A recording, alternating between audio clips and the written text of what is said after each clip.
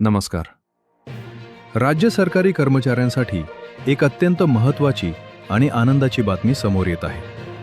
महाराष्ट्र शासनाच्या वित्त विभागाने आज 18 मे 2026 रोजी महागाई भत्त्याच्या थकबाकीबाबत एक महत्त्वपूर्ण शासन निर्णय निर्गमित केला आहे.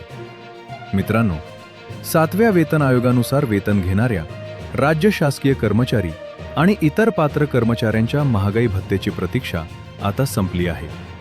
1 नोव्हेंबर 2025 ते 31 जानेवारी 2026 या 3 महिन्यांच्या कालावधीतील महागाई भत्त्याची थकबाकी आता प्रशासनाकडून मंजूर करण्यात आली आहे.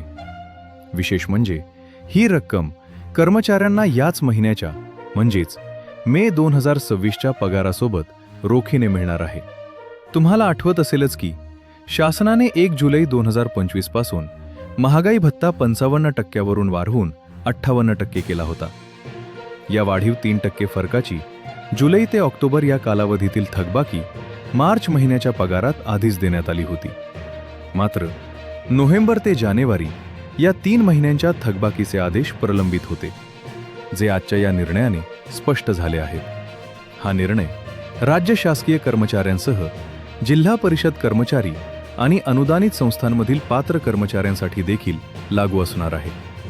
मे महिन्याचा पगार येताना तो या थकबाकीच्या रकमेसह वाढून येणार असल्याने कर्मचाऱ्यांमध्ये समाधानाचे वातावरण आहे.